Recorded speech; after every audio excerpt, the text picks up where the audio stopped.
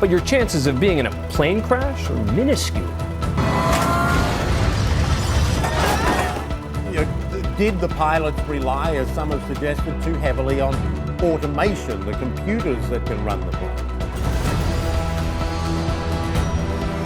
We want to make sure that we have all the facts before we reach any conclusions. Millions of people board aircraft yearly, trusting that they're venturing into the safest means of travel in the world. And today, safe flights without incident are the norm. But this safety came at a cost, one which was literally written in blood. Behind every new aviation regulation, cockpit rule, and checklist is a mistake that should have never occurred in the first place. Today, we'll run through 9 pilot mistakes that turned the aviation world on its head. Let's get going. The 27th of March 1977 was supposed to be another great day on the island of Tenerife. Instead, it ended up playing host to one of the deadliest disasters in aviation history.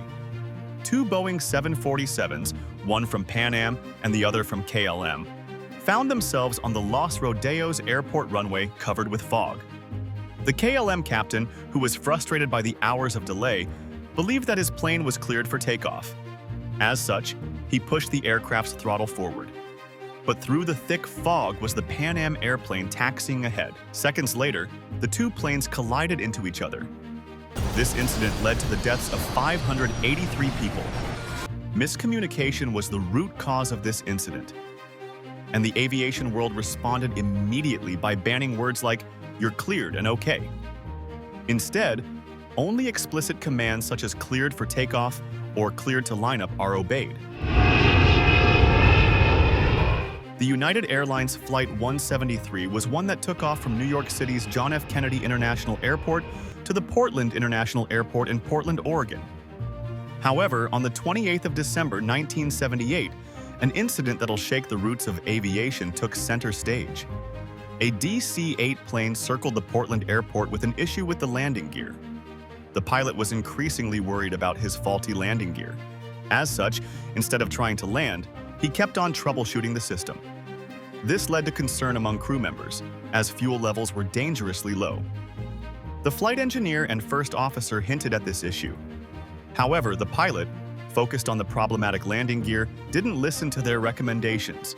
Just a few minutes later, the plane's engines died from lack of fuel.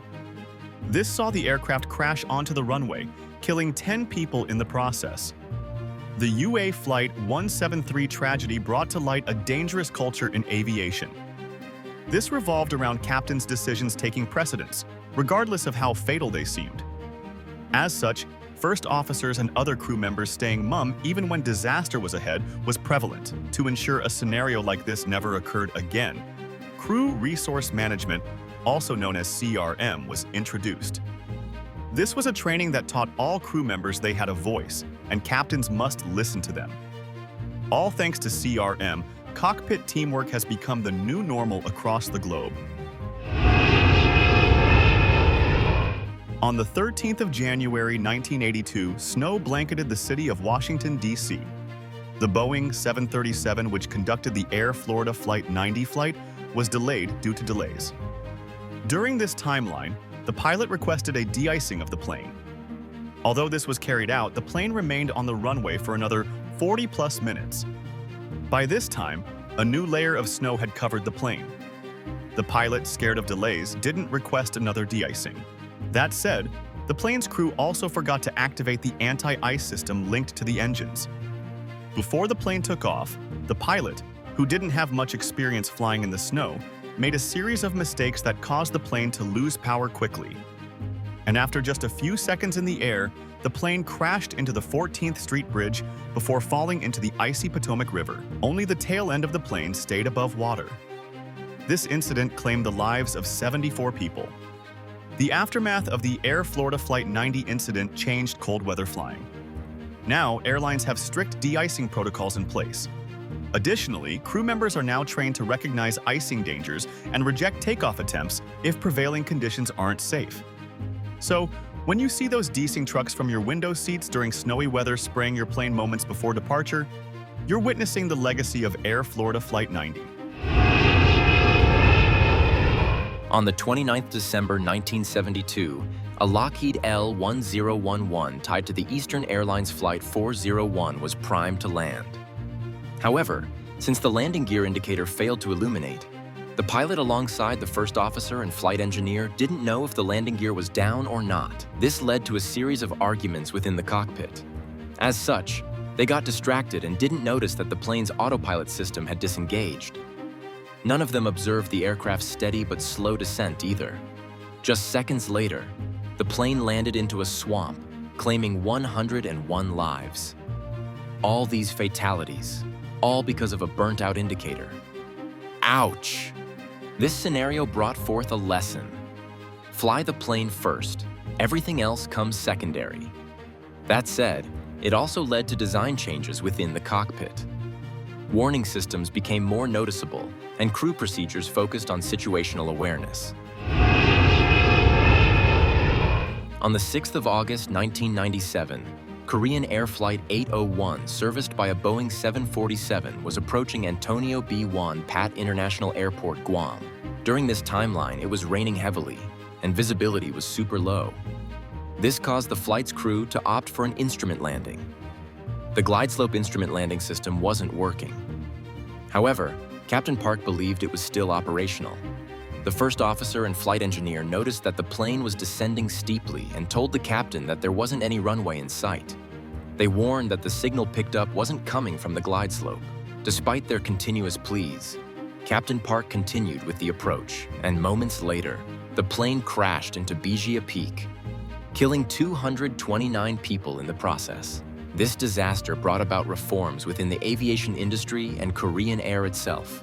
Today, perceived power differences within the cockpit are considered as dangerous as mechanical failure and bad weather. On the 1st of June 1999, American Airlines Flight 1420, serviced by a McDonnell Douglas MD-82, was nearing Little Rock National Airport. However, as it did, a thunderstorm was approaching. The crew, being fatigued, decided they'd land before the storm fully arrived. This led them to rush checklists and ignore warning signs while pressing into the inclement weather. Immediately, they touched down on the runway. The plane skidded. And because the pilots, in their hurry, forgot to activate the auto spoiler, the plane's spoilers didn't deploy automatically upon landing. For context, spoilers help the plane to stop within the parameters of a wet runway. After skidding, the plane broke apart, and 9 people died in the fire that ensued. Another 2 hospitalized passengers died in the weeks that followed. The American Airlines Flight 1420 tragedy showed how important go-around decisions are. This incident led to tightened regulations regarding weather minimums. Pilots are constantly reminded that no schedule, destination, or pressure from passengers should steer them to landing in thunderstorms. Today, go-arounds aren't frowned at, but encouraged in the aviation world. On the 29th of September 2006, a Gol Transportes Aéreos flight, which was serviced by a Boeing 737, was cruising in the air when disaster struck. As it was flying, a business jet was flying at a similar altitude. However, the smaller plane's transponder, a tool that alerts other aircraft of its presence, was switched off. That meant that the plane's collision avoidance system was also disabled. As such, the pilots of both planes never knew they were in each other's paths. Both planes collided while in the air. The jet's winglet sliced through half of the 737's left wing. The smaller plane, albeit with damage, managed to do an emergency landing. The Boeing 747 didn't enjoy this stroke of luck, as it broke apart in the sky, killing all 154 passengers and crew on board. This incident taught the aviation world that collision avoidance should never be optional. As such, the industry responded with compulsory transponder use and more regulated airspace control. On the clear summer day of the 6th of July 2013, Asiana Airlines Flight 214, which had a Boeing 777 in operation, was about to land at the San Francisco International Airport. Everybody in the cockpit believed that the plane's autothrottle was taking care of speed control as it descended. However, the reality was that it wasn't getting the job done. When the pilot and other crew members noticed their mistake, they tried to recover, but it was too late to do so. Moments after realizing their error, the plane crashed on the runway and broke apart. Although most passengers survived, 3 fatalities were recorded. This incident brought about an important question. Had pilots started to rely solely on automation? After the Asiana Airlines Flight 214 fiasco, regulators within the aviation sector demanded that all pilots should be trained on manual procedures. So, while automation still remains in the cockpit, pilots now have the skills to fly and land a plane even when associated systems disabled or malfunctioning. Flying hasn't become safe due to the accuracy of pilots.